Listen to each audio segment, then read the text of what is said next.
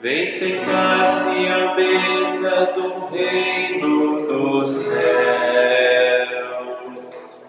Aleluia, aleluia, aleluia, aleluia.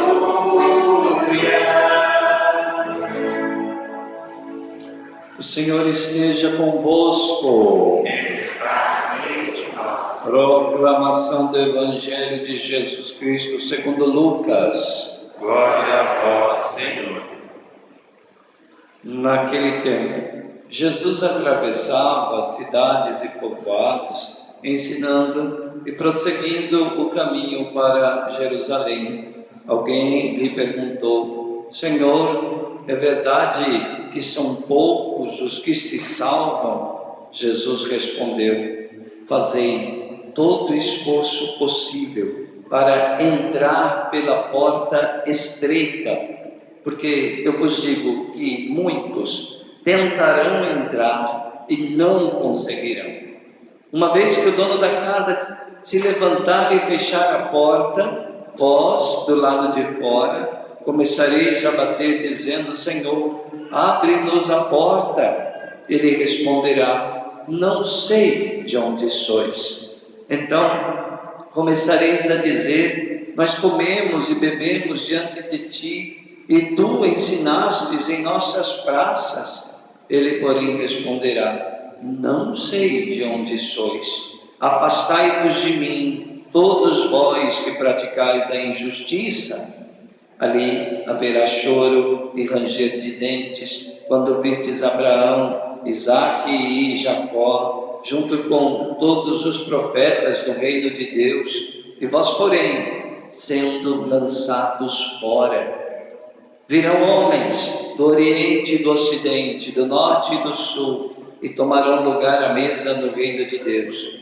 E assim, há últimos que serão primeiros, e primeiros que serão últimos. Palavra da salvação. Glória a vós, Senhor. Aleluia, aleluia, aleluia,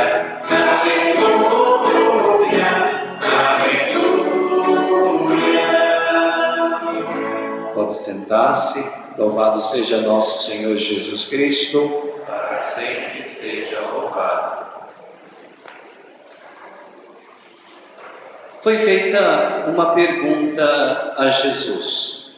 A pergunta era: é verdade que são poucos os que se salvam?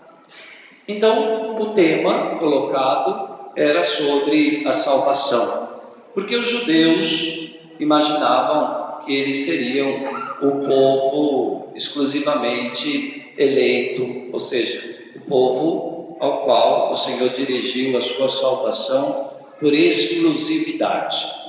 E Jesus responde que não, que na verdade a salvação é para todos.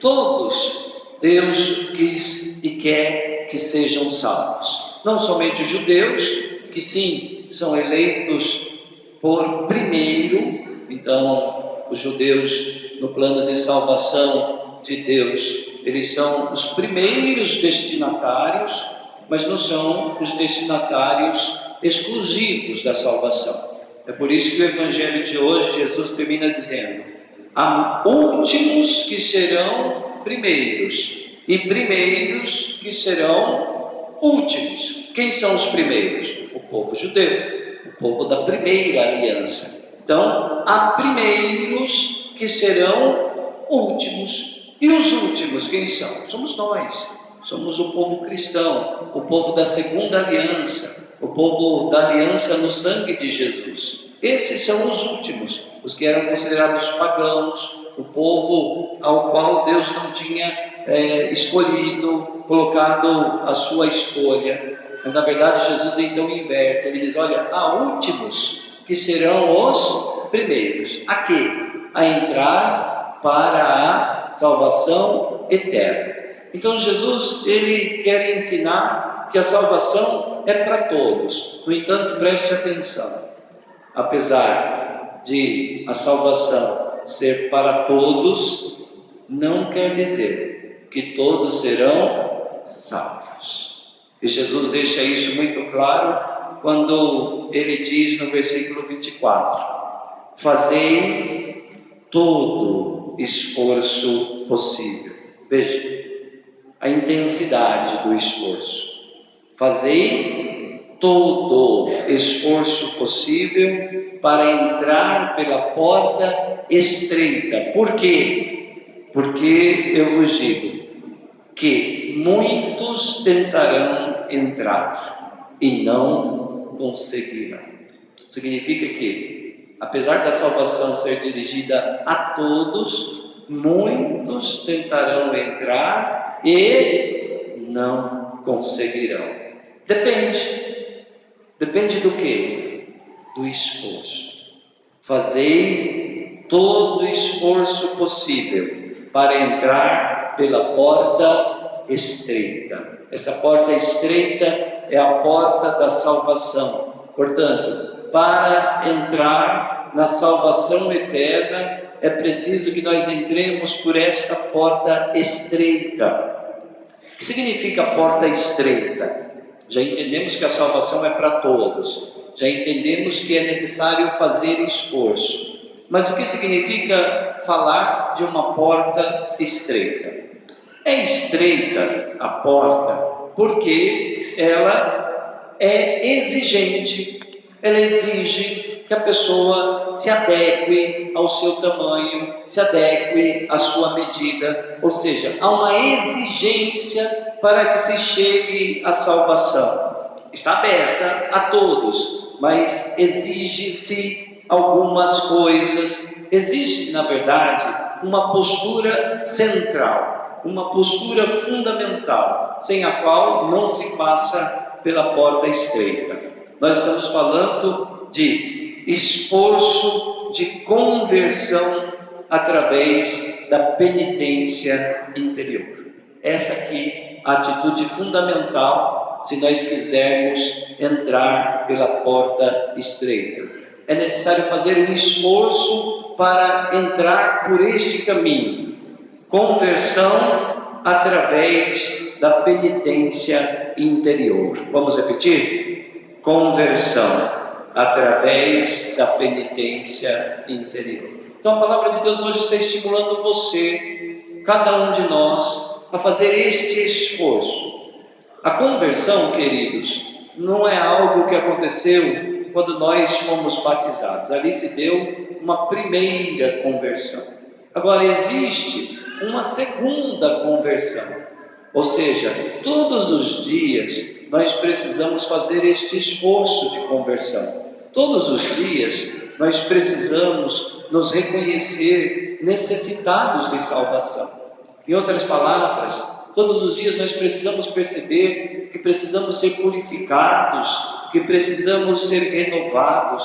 Todos os dias, então, nós temos que fazer um olhar interior, olhar para o nosso interior e buscar aquilo que não está adequado ao projeto de Deus, aquilo que não está adequado à palavra de Deus, e assim fazer uma penitência interior.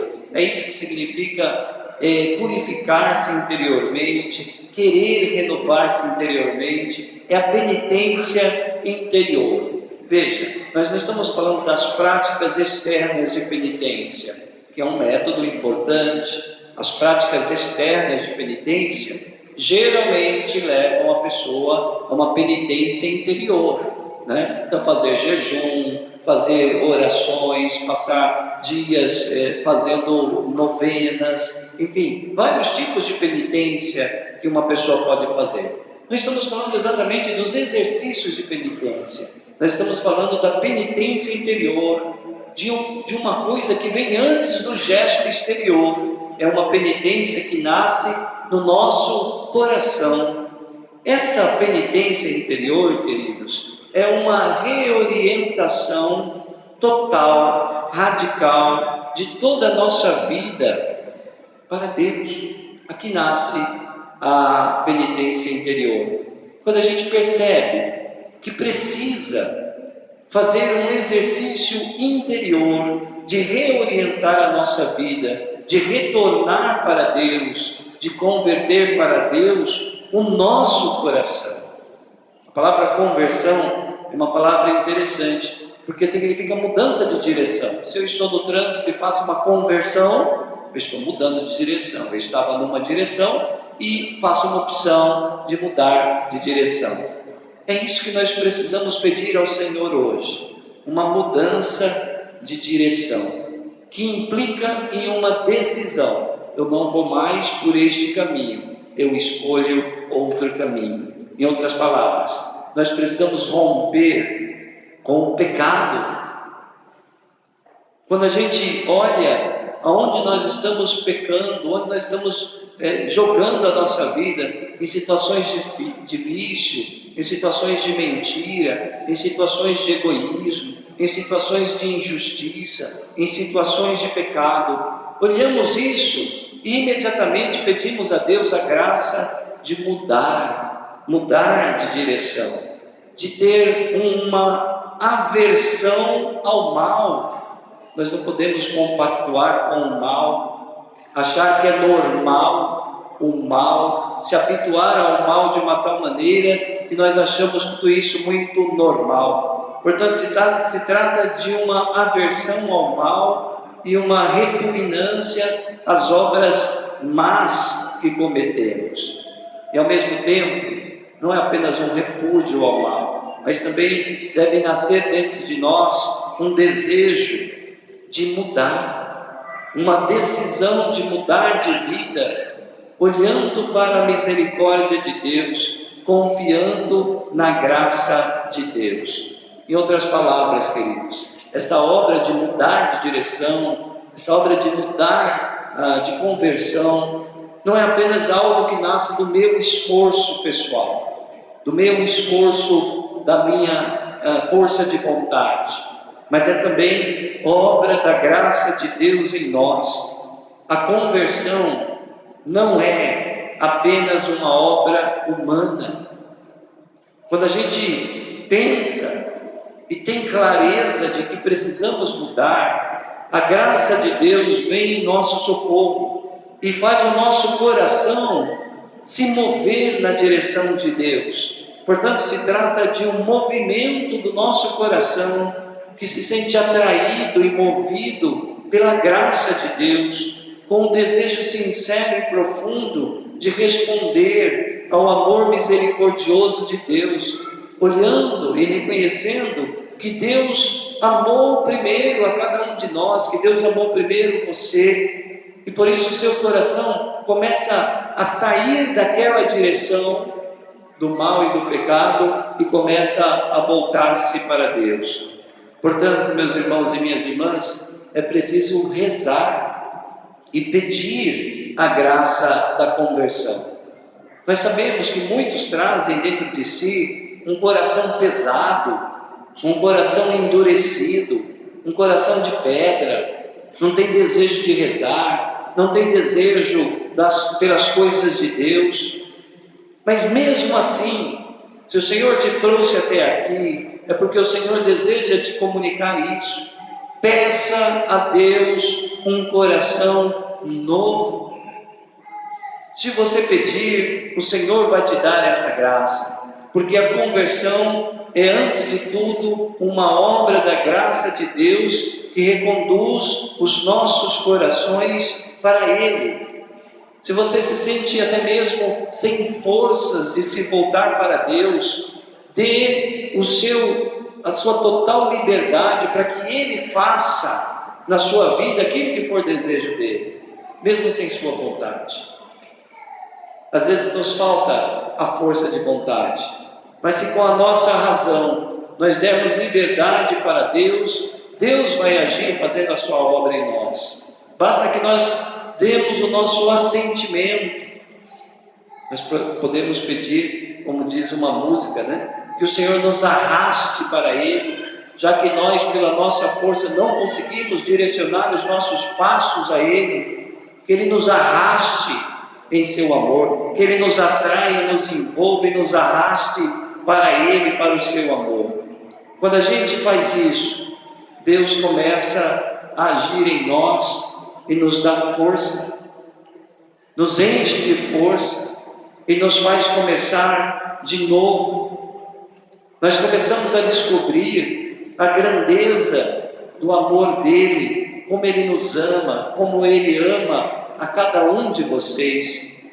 O nosso coração começa a sentir um desejo de não mais entrar pelo caminho que conduz ao mal e ao pecado. Nós começamos a sentir no coração um desejo de não ofender a Deus. E aí nós começamos a nos assustar conosco mesmos, porque começamos a perceber que antes nós não éramos assim, que antes nós queríamos coisas diferentes, que antes nós pensávamos coisas diferentes, e que algo está mudando em nosso coração. É a graça de Deus, é Deus nos atraindo para Ele, é Deus começando a nos mostrar que o amor dele é melhor do que tudo. Isso acontece, meus irmãos, com o seu assentimento, com o seu sim, com o seu desejo, mas com a força da graça. Um gesto que você pode fazer para que desencadeie todo esse processo é olhar para a cruz do Senhor. Quando nós olhamos para a cruz de Jesus com amor, quando nós começamos a perceber que Ele foi crucificado, pregado numa cruz, que o sangue dele foi derramado por nossos pecados, algo começa a mudar em nosso coração. Então olhe para esta cruz do Senhor, fixe os seus olhos no sangue de Jesus, para compreender como o Pai ama. Como diz a palavra de Isaías, és precioso aos meus olhos. E é tão precioso aos meus olhos, que por você eu derramei o meu sangue na cruz. O sangue derramado na cruz nos mostra a preciosidade de cada um de nós. Portanto, quando olhamos para a cruz do Senhor, o nosso coração vai se rendendo à obra da salvação. Entre por esta porta. Escolha entrar por esta porta. Há muitas opções. Você pode continuar escolhendo outras portas. Existem muitas portas. Portas que nos convidam a viver uma felicidade. Prometem uma felicidade. Mas uma felicidade que dura somente um instante. Como é o caso dos vícios. Pode até ser maravilhoso, mas dura só um instante e prejudica, faz mal, te degrada, te estraga. Portanto, uma felicidade que não tem futuro nenhum. E quantas não são as famílias em desgraça por causa dos vícios? É uma porta que convida a uma felicidade, mas te engana. Muitas portas estão diante de você e você pode escolher. Qual porta você deseja entrar? Jesus hoje ensina que só tem uma porta que conduz à felicidade completa, à paz completa, que às vezes é duro de entrar, mas é a porta que nós podemos escolher sem medo. Portanto, fazei todo o esforço possível para entrar pela porta estreita. Louvado seja nosso Senhor Jesus Cristo.